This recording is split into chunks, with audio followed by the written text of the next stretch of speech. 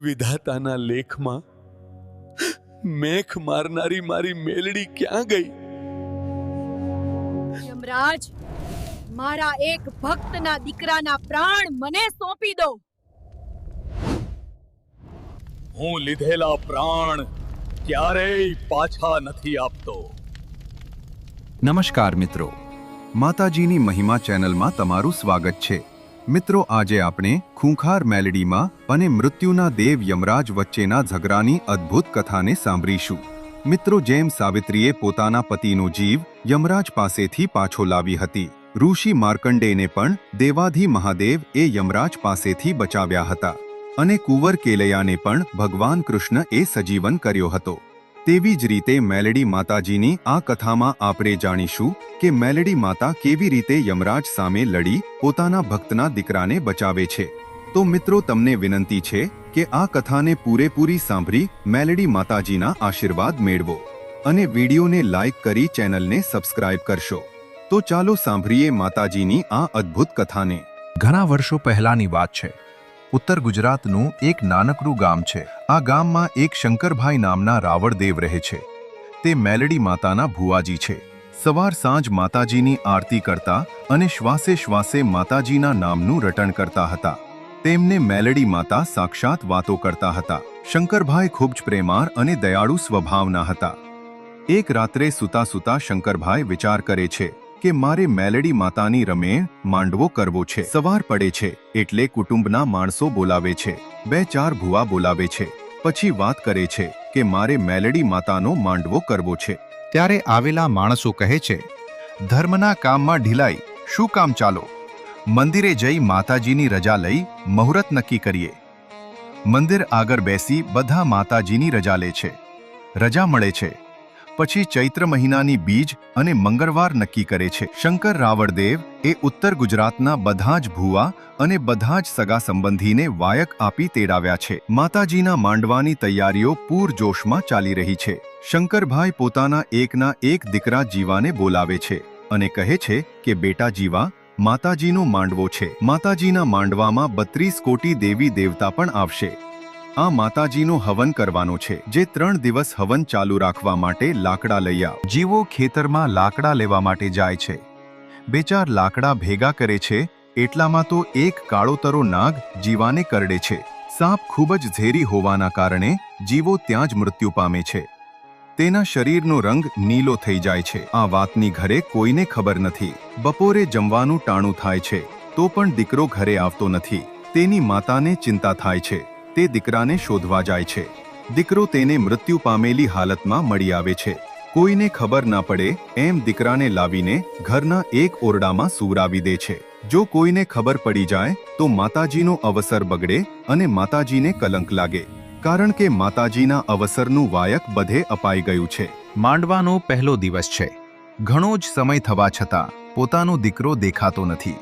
જેથી શંકરભાઈ રાવળદેવ ઘરમાં જઈને એમની પત્નીને પૂછે છે કે જીવો સવારનો ક્યાં ગયો છે? દેખાતો નથી. ક્યાં છે? તમને કંઈ ખબર છે? ત્યારે તેમની પત્ની શારદા પોતાના આંસુ છુપાવી ને શંકરને કહે છે, તમારા નાના બહેન રિસાયા છે તો તેમને મનાવવા માટે જીવો ગયો છે. સવારે વહેલો આવી જશે. બીજો દિવસ ઉગે છે. ભુવા ભક્તો અને મહેમાન આવી જાય છે. સાંજ પડે જમવાનું ચાલુ થઈ જાય છે. પણ શંકરભાઈ રાવળદેવને પોતાનો દીકરો જીવો ક્યાંય દેખાતા નથી. ત્યારે શંકર રાવળદેવ પોતાની પત્ની શારદા પાસે જઈને કહે છે, 2 દિવસ થઈ ગયા પણ આપનો દીકરો જીવો આવ્યો નથી. તમે જીવાને ક્યાં મોકલ્યો છે? કાલે માતાજીનો માંડવો પૂરો થઈ જશે. હજી સુધી ફોઈને લઈને આવ્યો નથી. એટલે શારદાબાઈ કહે છે, આવતીકાલે આવી જશે. આવું સાંભળી શંકરભાઈ રાવળદેવ ખૂબ જ ગુસ્સો આવી જાય છે અને કહે છે, હે શારદા, તને જરાય શરમ નથી આવતી? આવા રૂડા માતાજીના અવસરના સમયે મારા દીકરાને બહાર મોકલી દીધો છે. શારદા આ કડવા વેણ સહન કરવી શકતી નથી. પોતાના પતિ શંકરભાઈનો હાથ પકડીને પેલા ઓરડામાં લઈ જાય છે. પછી કહે છે, આ ચાદર ઊંચી કરીને જુઓ, અંદર કોણ છે? શંકરભાઈ રાવળદેવ જેવી ચાદર ઊંચી કરીને જુએ છે તો એના પગ નીચેથી જમીન ખસી જાય છે. ખૂબ જ ગભરાઈ જાય છે અને આખું શરીર ધ્રુજવા લાગે છે. કશું જ બોલી શકતો નથી, કારણ કે પોતાનો એકનો એક દીકરો મરેલો પડ્યો છે. શંકર રડવા જેવો થઈ જાય છે. ત્યાર શારદાબાઈ કહે છે, જો આંખમાંથી એક આંસુ પણ પાડો તો તમેને મારી સોગંધ છે. જો આ વાત આપણા બે સિવાય ત્રીજાને ખબર પડે તો તમને મઢમાં બેઠેલી માતા મેલડીની સોગંધ છે. શંકર રાવળદેવનું હૈયું ભરાઈ આવ્યું. અપાર દુઃખ થાય છે, પણ શું કરે? ઘર આંગણે માતા મેલડીનો અવસર ચાલુ છે. બંને જણા શાંત થઈ જાય છે. પછી બહાર જઈને શંકર રાવળદેવ માતાજીના માંડવામાં બેસે છે. ડાકલા વગાડવાનું ચાલુ છે. ભૂવા ધૂને છે. આજુબાજુ બધા લોકો બેઠેલા છે. ત્યારે માતાજીના માંડવામાં બેઠેલો એક વડીલ માણસ કહે છે, શંકરભાઈ, તમારા ઘરે માતાજીનો રૂડો અવસર છે અને તમે આમ ચૂપ કેમ બેઠા છો? એકાદ બે રેગડી તો બોલો. સાંભળીને માતા મેલડી રમવા આવે એટલે શંકરભાઈ કહે છે, મારા ઘરે મારાથી ના ગવાય. એટલે એક માણસ કહે છે, શંકરભાઈ, તમારે વડીલોનું માન તો રાખવું જ પડે. એક બાજુ 2 દિવસથી ઘરમાં દીકરાનું શબ પડ્યું છે. શંકરભાઈ રાવળદેવને લોકો માતાજીની રેગડી ગાવા માટે ફરજ પાડે છે. ત્યારે શંકરભાઈ હાથમાં ડાકલું લઈ રડતા અવાજે માતા મેલડીને પોકારે છે. આંખોમાંથી શ્રાવણ ભાદરવો વહે છે. રેગડી ગાતા ગાતા માતા મેલડીને કહે છે, હે મા મેલડી, તમે કહેતા હતા કે મારા મઢથી 100 ગાંવ દૂર કોઈ મને યાદ કરશે તો હું તે નોંધારાનો આધાર બનીશ. તો માતાજી, આજે મારો દીકરો મરેલો પડ્યો છે. વિધાતાના લેખમાં મેખ મારનારી મારી મેલડી ક્યાં ગઈ? આટલું બોલતાની સાથે માતાજીના માનવામાં એક ખૂણામાં બેઠેલી એક નાદાન 9 વર્ષની દીકરી હોંકારો કરી શંકરભાઈ રાવળદેવની પાસે આવે છે. આ દીકરીને જોઈ માંડવામાં બેઠેલા બધા લોકો આશ્ચર્યચકિત થઈ જોઈ રહ્યા છે. વાતાવરણ ટાંકણી પડે તોય અવાજ આવે એવું શાંત છે. આ દીકરી શંકરભાઈ રાવળદેવના માથે હાથ મૂકી કહે છે, ખમ્મા મારા દીકરા, ખમ્મા. આટલું સાંભળી શંકરભાઈ આંખો ખોલે છે તો સામે આ દીકરીના ખોડિયામાં માતા મેલડી રમી રહી છે. શંકરભાઈની આંખોમાં શ્રાવણ ભાદરવો વહી રહ્યો છે.